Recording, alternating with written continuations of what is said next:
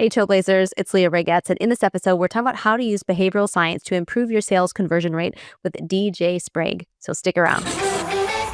If you want to build a legitimate, profitable online business without shiny objects, without the hypey gimmicks, and without the stress and overwhelm, if you want to make more money without having to be present online all day, every day, pumping out content that nobody sees and hustling DMs to generate leads and sales, then this is the place for you. Welcome to the Digital Trailblazer Podcast, your online business university, where you'll learn how ordinary people start from ground zero with no influence, no email list or audience to sell to, and no business or marketing experience, and go from working 9-to-5 jobs to building successful 6- and 7-figure online businesses and all the steps in between. Learn the strategies that worked and what didn't. Learn the mistakes that they made and how to avoid them, and then learn their plans for scaling their businesses and taking things to the next level. All so that you can build your business faster and easier and make more money without sacrificing the things that are important to you in your life. I'm your host, Leah Regetz, and with me is my husband, Todd. Now, let's get to it with today's guest. Welcome, DJ. We're excited to have you with us today. We're going to dive into how to really leverage behavioral science to improve sales conversion rates and make more money and get more revenue. But give a little context for the listener. Let them know a little bit more about what you do and where this all came from. Yes, thank you. Glad to be here. So this came from really years of studying behavioral science, also known as behavioral economics, behavioral design. So it goes by several names with slight variations between the different disciplines. But really, it's about how the brain makes decisions and the shortcuts the brain uses to make a buying decision or avoid a buying decision. Scott and I, the founder of Shopper Approved, which is an online review platform, started the company 15 years ago based on the premise of social proof, which is one of the top behavioral design principles, which says that people, when they're in doubt, look to what other people are doing. And that principle was really created and coined by Dr. Bob Cialdini, who wrote the book Influence. And that's a New York Times bestselling book. And most people have heard of or read the book Influence. And one of his key principles there is social proof. And that's really where this all came from. So the thing that immediately popped into my mind when you said when people have uncertainty, they look to what other people are doing. How many of us have asked our spouse what they're getting at the restaurant because they can't decide what they want? That's exactly what happens. Or what's most popular, right? When it says most popular dish or recommended dish, you're looking at 42 different items. And what do? You ask the server, what's the most popular? Oh, well, I would recommend this. I'll go with that. Absolutely. I love it. So how does this translate? Like, what do we need to know as online business owners, whether that coaches and course creators or even e-com and people doing other things in other spaces? Obviously, increasing conversion rates is important across the board. So what are the tricks to make this work? Yeah, great question. There are many. One, nobody wants to buy or shop or visit a brand or product that nobody else is visiting or buying from or trusting. So remember the old McDonald's sign? It used to be 7 million served and then 10 million served, and now it's billions and billions, right? That little nudge, that little psychological input that says this brand, this product, this person, this expert is trusted by others is social proof. So anytime you can show popularity, number of visits, number of clients, number of years in business, number of problems solved, number of products sold, that is going to really increase the trust and credibility of your brand and or your product or your service. So that's number one, is sheer volume. And you've all been to travel sites, only 3 rooms left, 2 seats at this price. That's FOMO, fear of missing out. Another behavioral science principle. So if you are selling a product or service and you have a legitimate limited capacity, limited volume, limited time, show it. Show a countdown clock. Show 3 available in stock, 2 left at this price. That works phenomenally well.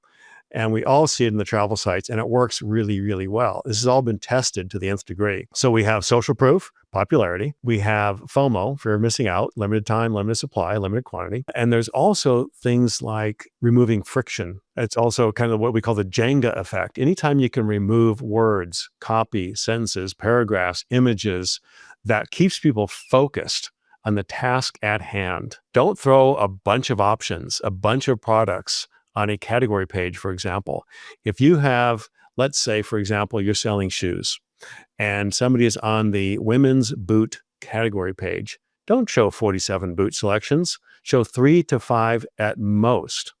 And then if they click on a high boot or low boot or what have you, let them go deeper into that category. But if you show too many products, too many choices, it's analysis paralysis. So pull out words, pull out copy, pull out images, pull out choices to the point where any more would be a detriment. So that's the Jenga effect. The other would be what's called the Hobson Plus One, which is a story about a horse owner in England. His name was Hobson, and he would rent horses and say, here's your horse for the day. He would not give you a choice, just here's your horse. Well, what people found was they wanted a choice. They wanted an option, at least one other option. So if you have a button that says buy now or add to cart, right underneath that, don't add another button. Just add copy with a link to learn more or watch video or not sure yet, click here. So you're giving people one secondary option. It's not another button. It's not competing, but it's an option for people that aren't quite ready, right? Or could be book a demo or book a call instead of buy now. So you can get them over that hump. So those are some of the popular strategies. There's others, if you want to hear more. Oh, yeah. Yeah. The one thing that I kind of related in my mind, we were talking about the boots and simplifying the number of selections. We talk about this all this time, even when we're having people on the podcast and they want to offer like 5 different call to actions at the end or 5 different freebies. And we're like, nope, this is going to be really dialed in. We're going to speak directly to your target audience and you're going to give them one. Like, what's that one freebie? Because when you give to people too many choices, they're just not going to take action. Like, they get overwhelmed, they get distracted. So it's great. This is the next step, not here's 5 different choices for your next step. This is the next step for you to choose. Exactly. In fact, there's a great study done at supermarkets where they had, the table, the testers, right? And they'd have 30 jams available and sales were terrible. So they narrowed it down to 5. Sales went through the roof. People didn't want to have to choose between 30 different options because the mind automatically thinks, well, what if I get the wrong one? But if there's just a few options, the chances of getting the right one go up significantly. And real estate agents typically will do what? Show you 3 properties, right? They're not going to show you all, 112 properties that meet your needs in the market. They're going to show you 3.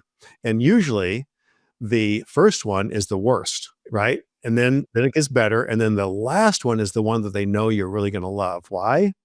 Because now you're comparing that last one to the first 2. The first one was a train wreck. There's no way you're going to buy that one. The second one, it could work. The third one was the one they knew would fit all your needs, had the view, it had the 3-car garage, whatever it was you're looking for. That was the one. And so there's a lot of science around sequence, around reducing options, and around social proof, and of course, limited time, limited supply. Now, another one that a lot of people miss, and they used to do it all the time 20 years ago. Now they're starting to forget about it because the modern web designers are younger. They don't understand the need and the importance of this one little thing. And that one little thing is putting your phone number in the upper right-hand corner of your website. Now, a lot of young web designers think, well, who's going to call? Nobody's going to call anymore, right? It doesn't matter. What they see is that you are accessible. You're not hiding behind a digital curtain or a digital wall. They want to make sure that, hey, if I need to get a hold of this company and I have a problem or a question, they're not hiding. I don't have to deal with a chat or an email. I want to be able to pick up the phone and call. So that's what we call a trust badge or a trust point. Now, the other thing is putting your address, your physical mailing address, in the footer in the lower left corner. Now, these used to be web design standards back in the day, but again, they're kind of getting lost. So people really, really do prefer that. We've done lots of studies, national studies with people. And sure enough, everybody prefers to see that information, even if they're not going to use it. They just want to know it's there. The other one is, have you ever noticed, I'm sure you've been to Amazon, where they have on each product page, they'll have the reviews, the number of reviews, the average star rating. To the right of that, they'll have Q&A. And just below the add to cart button, they have a website security seal. Those 3 components increase conversion rate significantly. Now, we all trust Amazon. We've all probably spent hundreds, thousands, tens of thousands of dollars on Amazon. We know it's secure. So why do they continue to show that secure transaction seal underneath the buy now button because they know it works. They know that psychologically, even though you're not even paying attention to it anymore because you've seen it so many times, you know it's there. And subconsciously, you're reminded that this is a secure, trusted website and transaction. And coincidentally, a third-party A/B split testing company tested that very theory, and they found that having that website security seal right underneath the buy now or add to cart button increases conversion rates by 19%. So do you think Amazon's going to miss out on a 19% lift on conversion rates? Not in your life. That's hundreds of millions of dollars. So these little things are very important to understand what we're used to, what we look for, and what makes us comfortable versus uncomfortable. So many of the things that you're bringing up, and if I remember right, your book is primarily for e-commerce and those types of businesses. The thing is, every single thing that you're talking about, we do this in other types of online businesses as well. These are principles that translate across all types of sales. The one that you mentioned with the real estate agent and showing the 3 houses, it brings to mind a mentor that we had in the network marketing business. Whenever you join a network marketing company, they have these different product packages and things like that. And she had this habit of creating her own package that was like twice the cost of the highest level package. And that was always the package that she presented first to her prospects. And she said the reason she did that was because, well, number one, there's some people who actually take it. But number two, most people, when they hear that price and everything that's involved with it, it's like they think, oh my goodness, there's no way I can afford this. And it's this sticker shock. And that makes the actual highest level package sound so much better. And then they have the other ones. And so what she found was that when she presented the 3 options and she artificially created this highest ticket package that was like twice the cost of the others, that most people picked the middle package, which was typically the highest package that the company offered anyways. And that was a trick that she used, and she built like a multiple 7-figure business out of this. It was just crazy. That's called price anchoring. And that's exactly right. That is another behavioral science principle. And there's a lot of behavioral science that goes into pricing and price positioning and price strategy. And that's price anchoring. And you're absolutely right. And by the way, yes, in the book, Reputation King is a real book, over 200 pages, 91 full color illustrations, and almost 60 citations. The book is worth looking at even if you don't have e-commerce, because the principles are true. The principles are universal. It's psychology. Yes, we're in the e-commerce business, so that fits our demographic, but the reality is the principles are the same. So back to your price anchoring, little story here. So Maserati no longer shows cars in the car shows. They show cars at the yacht and private jet shows. Why? Because when you're looking at a $6 million yacht or a $10 million jet, and then you look at a $500,000 Maserati, it's so cheap and I'll take 2. It's true. And so it's all about price anchoring. And by creating this really high price, and then in comparison, offering an alternative, people mostly choose alternative. But you're right, about 12% will choose the highest price option because you get what you pay for. It has more value, it has more benefits, it has more bang for the buck. I'll go for the top thing, and about 12% of the people choose that. But most people choose the middle, not the cheapest, because again, you get what you pay for, and nobody wants the cheapo. They'll take the middle. So take the automotive industry. Let's look at the Volkswagen Tiguan, for example. They have the S, the SE, and the SEL. Which do you think sells by far the most? The SE, the middle, by far. Some people do buy the SEL, very few people buy the S, and the vast majority buy the SE, the middle of the road. And that's just the way people typically are. So pricing strategy is very, very important. And by the way, there's also a left digit bias in pricing strategy. So if you have a $10 item, don't charge $10. Charge $9.99 or $9.97 or $9.98. And also make the pennies, or if it's, let's say it's $312.52, make the 52 cents very small. So they don't see 5 digits, they see 3. So there's left digit bias, there's price anchoring, and there's another fun little game, and that is the movie theaters and their popcorn. So you look at the small popcorn and it's $4. You look at the medium popcorn and it's $6. The large popcorn, which is huge, is $5.99. Which are you going to buy? The large popcorn is only 99 cents more. Well, they've got 2 cents worth of popcorn more cost into that product, but they're making 97 cents more. So everybody goes for the large, and it's just because it's a little bit more to get so much more. That's another price game. Nobody buys the small. They only do that really to get you to buy the large because again, it's like, oh, it's just a little bit more and get 4 times as much. Absolutely. So there's a lot of psychology in pricing and pricing strategy. Now, I know that when we're putting together a landing page for an opt-in or something, some of the things that we learn or that we were taught were, for example, number one, that we always want to put the opt-in button above the fold so that people don't have to scroll down or search for the screen in order to find the button opt-in. What kind of an effect does that have? Is that true, or is that just something Absolutely. It's tremendous. It's tremendous because of that, just that, what you said, scrolling, it creates friction. Nobody wants friction. They want to scroll the least. They want to click the least. They want to read the least. They want to get in and get out. And so if you don't have that CTA, that call to action button above the fold, and preferably one button with a Hobson Plus One below, right? Don't create 3 options, 4 options, just one with a Hobson Plus, because if they're not ready to buy now or add to cart, give them one other little option. Book a call, download the free guide, learn more, which can take them to a video, etc. That's going to be your maximum conversion rate. So there's a lot of science behind that. And it's not just a popular thing. It's really a critical thing. And then what about having the opt-in form embedded on the page versus just having a button that opens a pop-up? Is there a difference there? Yes. If you have it embedded, that's going to reduce friction. And here's another little trick on forms. Break it up. So have the most important information right up front, email address. Because if you capture the email address and nothing else, at least you've got the email address.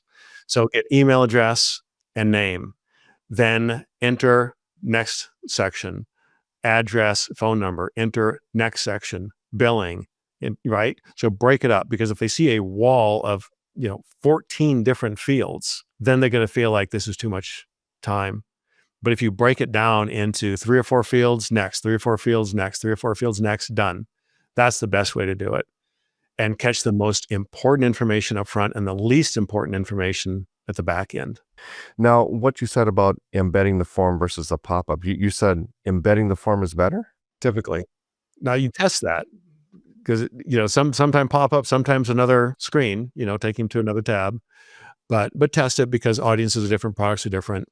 So you want to test that. Because I had heard, and I don't know the numbers, but I'd heard it was the other way around, because if you just have the button, people feel like they can just click the button and get what they want, but then it's just like a small commitment that they have to make to click the button.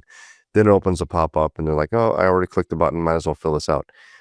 But yeah, it's just more steps or more hoops that people have to jump through as well. So I could see it going either way. And it depends on what the offer is, right? So if it's a free lead magnet versus a trial or a demo or an appointment, all those have variables involved. So you do have to test it.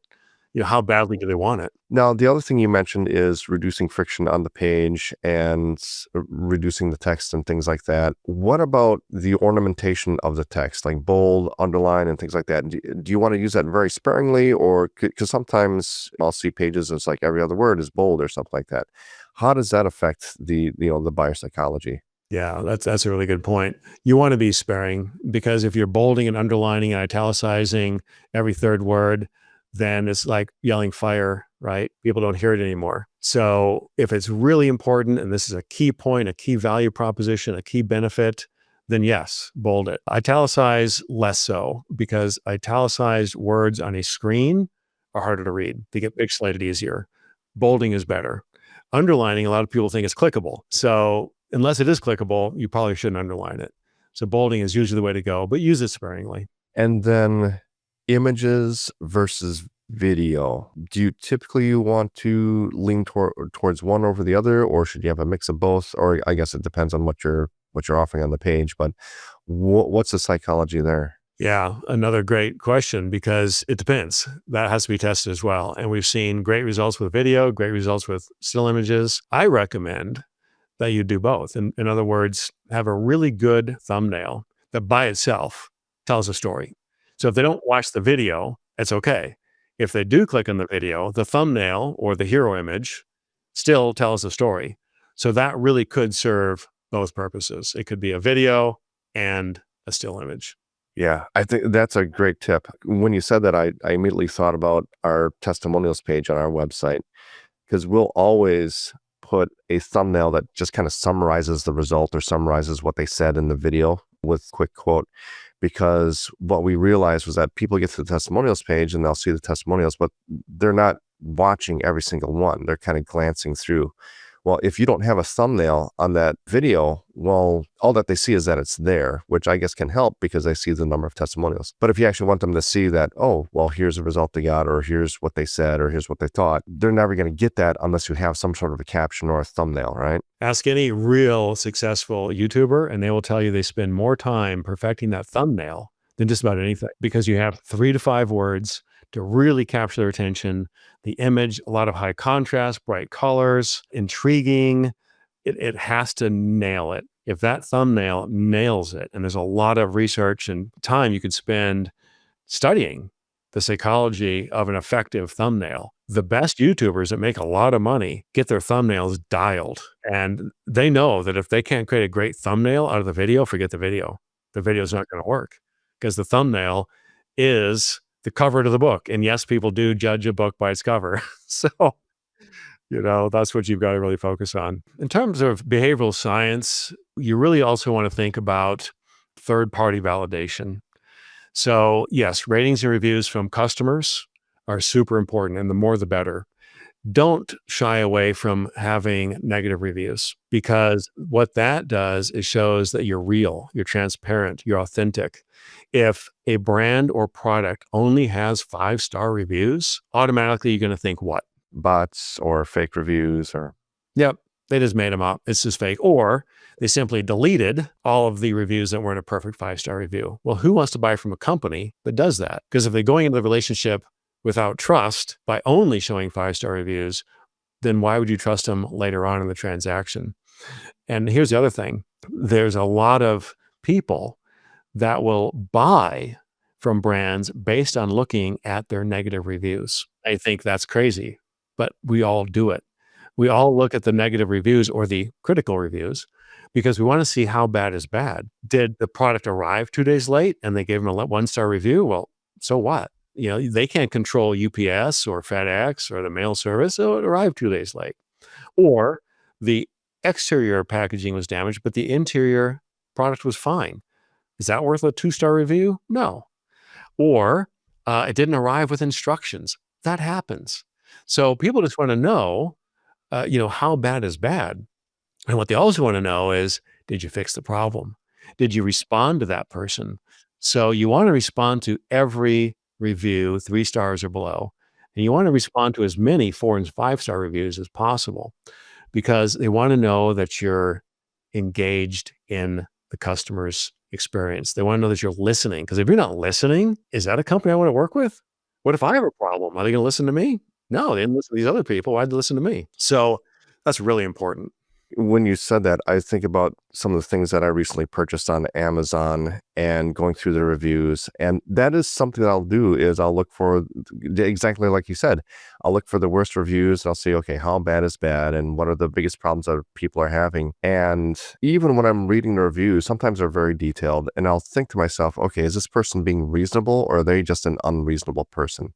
And a lot of times I find, well, this person is just very unreasonable. Like that's not that big of a problem, or that happens and the company I'm sure is going to fix it, or or I know it's shipping from Amazon, so I can always return it if that's really a problem. And so that's one thing I'm always judging too, is I'm judging the reviewer. Mm-hmm. Yes, you're spot on. And we talk about that in our book. It's very true. You're judging the reviewer, not just the brand. Because like you said, you can see when people are completely out of left field and totally unreasonable. It's like, wow, I'd hate to be your friend.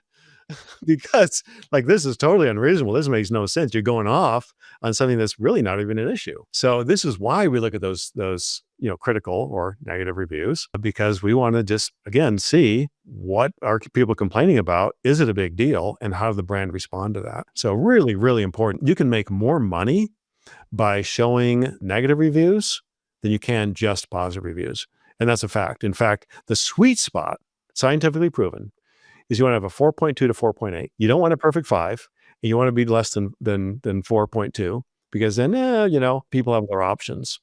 But having a 4.1 is not the end of the world. Having a 4 is not the end of the world. Having a 5 is bad because people aren't going to trust you because everybody knows nobody's perfect, right? There's no perfect airline. There's no perfect restaurant. There's no perfect product. There's no perfect service. It doesn't exist. There's going to be dissenters. And if you don't show the dissenters, I don't trust the brand. I don't trust any of the reviews. That's funny. That 4.1 is better than a 5. Crazy, right? But think about it yourself. Would you trust a perfect 5-star score? Yeah, I guess not. That's right. Well, it kind of reminds me of the movie Matrix. The robot creators of the Matrix said that they tried making a perfect world for humans and it didn't work because nobody believed it, right? And they kept crashing. That's right. I forgot about that. Yeah, but you're absolutely right. So as far as the reviews go, I know one of the things that we really like to do with online courses and coaching programs and things like that is we'd like to get testimonials from our clients. And as much as possible, we like to kind of draw out, okay, what was the actual result that you got when you implemented, what happened and things like that. When you're getting reviews, what are the things that you really want to pull out or what are the best types of reviews to get? Because I know sometimes if you're brand new and you haven't really coached anybody or nobody's bought your program, sometimes the best reviews you can get are like character reviews. Oh, Todd and Lee are so great and they're a pleasure to work with and got great personalities and they're so helpful. And maybe that's all you got. Then there's ones where it's about the product, but maybe people haven't gotten results yet because it's very early on. So it's like, oh yeah, I got into the program and it's great. It's so well laid out. It's step by step and everything is really well explained and I'm loving it so far. And that's a different type of review. And then there's reviews where people are saying, yeah, I implemented this and this is the result I got. I implemented this. I generated 100 leads in my first week or whatever it was. And those are the types of reviews that we really like to get. Does it make a big difference? Like what type of review you get or what's the psychology there? Great to have a blend. People want to know that people are supporting your ethics, who you are as a person. I've known this person for 18 years. I've done business with them in different capacities. They're trustworthy, they're ethical, they do what they say they're going to do. That's very important because you are the brand. If you're doing consulting, coaching, training, you're a subject matter expert. You are the brand. And you might have a boatload of knowledge, but if you don't have integrity, then who cares, right? So you want to get a blend. Do you follow Alex Hormozi? Oh, yeah. So he says that when you're starting out with a new product or business, give it away in exchange for what? Testimonial or testimonials. So he says, get at least 3. So give your service away, give your product away or product and service, whatever the combination is, to at least 3 people and in exchange for a good quality testimonial. Now, that testimonial might say, yeah, this is a great service, great product, got great results. It could be improved here. It was a little rough over there. Here's a thing I would recommend. Fine. That's transparent. That's authentic, right? But give it away to get those testimonials. Don't just start experimenting on people. Give your product away, get the results, and then get the testimonials. But to your point, get a blend. You want case studies, which are typically more in depth. We started on June 1st, 2024, and 6 months later, we had this result, this result, this result. Our ROI was X. Our AOV was Y, etc. Those are case studies. And those are good to have as well. A lot of people want to look at the case studies and the granularity, the time it took, the results that were tracked and achieved, what the ROI was, etc. And then there's just, it was a great product, worked as promised, no complaints, I would do it again. Now that's something you really want to extract from people. Would you do this again? Would you recommend this to a friend? So there's the Net Promoter Score, NPS, which is created by Bain & Company, big venture capital company and research company. So Bain created the Net Promoter Score. And the Net Promoter Score is a scale of 1 to 10. And the only question they ask is, would you recommend this product or service to a friend? And if you say absolutely, or maybe, or probably, etc., they're looking for a 9 or 10, which would be basically, yes, I would, absolutely. Anything less than that, you become a detractor. Well, I don't know if I would, definitely not, right? Anything less than, yes, I absolutely would, they don't like because that tells you really your level of satisfaction. If you wouldn't recommend it to a friend, are you really happy with the product or service? Probably not. You might have loved an attribute or a characteristic or a result, but if you're not willing to recommend it wholeheartedly, that's different. So with all this stuff, I know that whenever we're putting together a landing page for even for a free opt-in or maybe something longer for a sales page, there's a certain order that we like to go in. With all the research that you've done and all the findings that you have, in order of importance, when you're putting some sort of an opt-in page or sales page together, what are the things that you want up top versus what are the things that you want later on? Like, is there an order that you want to go in with this stuff? Great question. Of course, lead with testing. But that said, lead with social proof. Let me give you a little example. We have a e-commerce client that sells aftermarket parts and accessories for the RV industry. And we added what we call the trust bar as a test. This is just an experiment a couple of years ago. And that trust bar goes below the top bar navigation and above the hero image. So it's kind of sandwiched in the top there. And there are 3 things in that trust bar. One is how it's rated in terms of excellent or good, etc. The middle is the number of reviews, the average star rating. And the third is the percentage of people that would recommend. And we tested that on their website, only on their homepage, not their product pages, category pages, etc., just the homepage. The site-wide conversion rate increased by 41.17% with a 99% confidence factor. So to answer your question, what do you lead with? Social proof, right? McDonald's, they have 2 things, McDonald's and billions served. That's how important it is. If they're going to put one more thing in that sign, what's it going to be? Social proof. So definitely lead with that, because unless people trust you and they trust the fact that a lot of other people have done business with you, whatever else you say is less relevant. People always want to buy the most popular, the most recommended, etc. There's safety in numbers. And that's just how we are as humans. There's this whole psychology of tribalism and community. We know that we survive better in a community or a tribe. And so we want to act like, buy, and do what our tribe is doing.